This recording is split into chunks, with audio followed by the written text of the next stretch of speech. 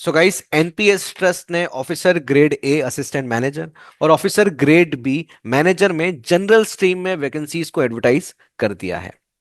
आज के इस वीडियो में स्पेसिफिक होके हम लोग एलिजिबिलिटी को डिस्कस करेंगे कि कौन से वो कैंडिडेट्स हैं जो जनरल स्ट्रीम में एलिजिबल हैं for both grade A position as well as grade B positions.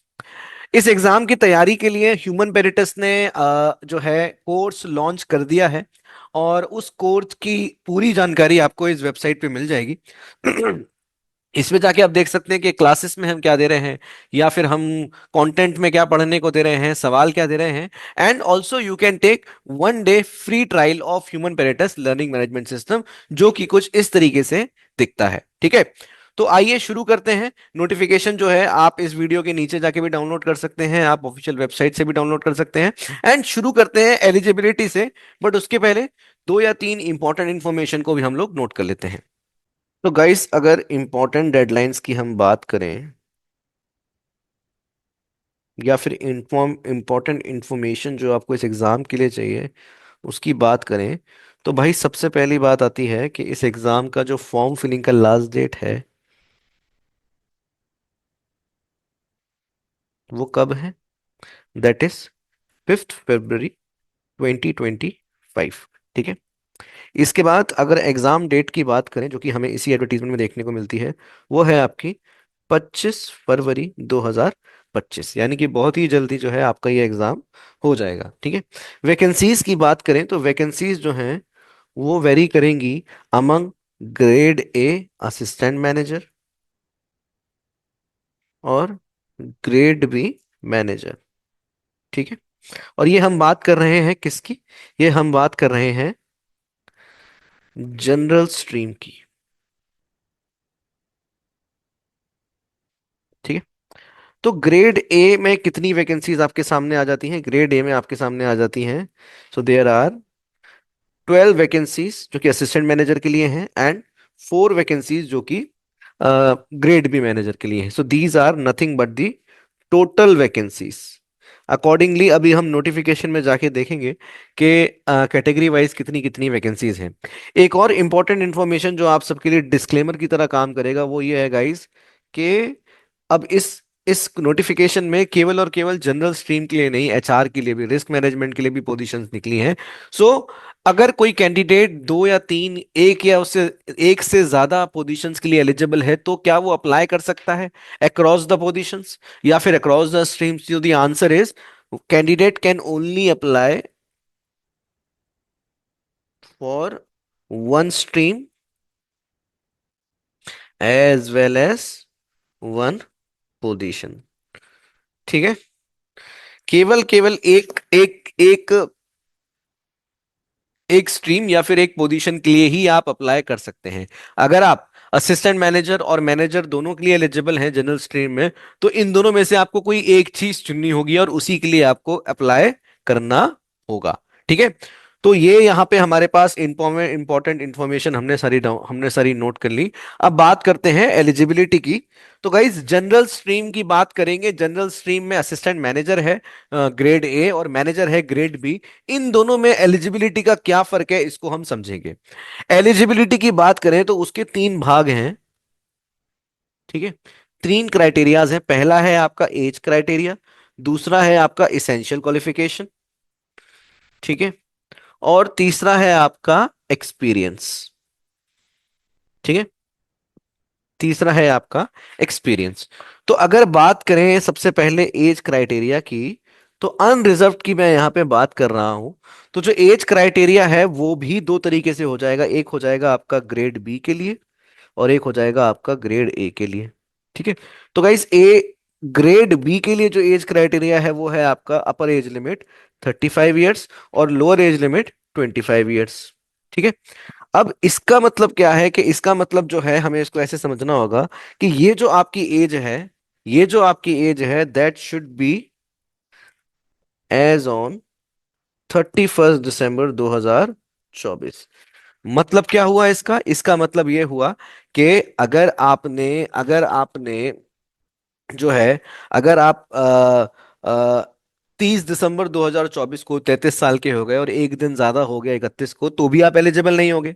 और अगर आप 1 जनवरी 2024 को 25 साल के हो रहे हो और क्या कहते हैं एक दिन पहले आप 25 साल के नहीं हो, तो भी गाइस आप इस एग्जाम के लिए एलिजिबल नहीं हो पाओगे। ठीक है, that has to be clearly noted कि आखिर ये अपर एज लिमिट और जो मिनिमम एज लिमिट होती है इसका क्या मतलब होता है। ठीक है। ठीक इसी प्रकार अगर हम इसकी बात करें, ग्रेड ए की बात करें, तो लोअर लिमिट है 21 ईयर्स और अपर एज लिमिट है आपकी 30 ईयर्स। और ये भी कब से कब तक है? This should also be age on 31 December 2024। ठीक है, सेम सेम जो क्राइटेरिया मैंने आपको बताया वो यहाँ पे लगेगा। और गाइज नोट करिए, ये मैंने आपको बताया है अनरिजर्व कैटेगरी के लिए।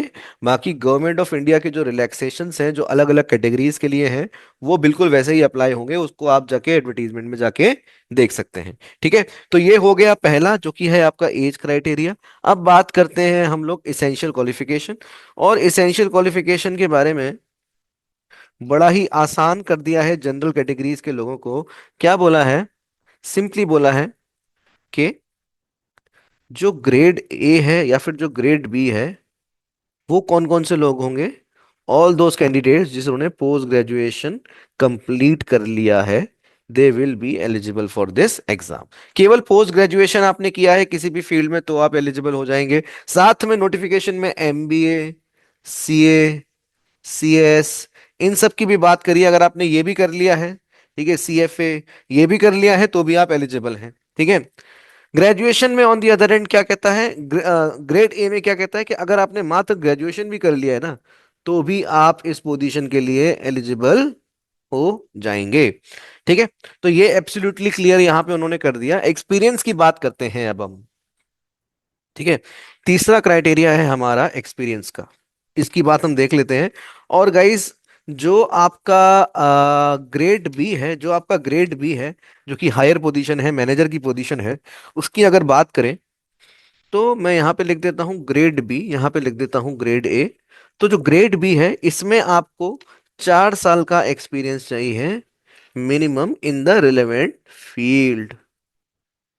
ठीक है। और on the other and grade A assistant manager के लिए नो एक्सपीरियंस इज रिक्वायर्ड।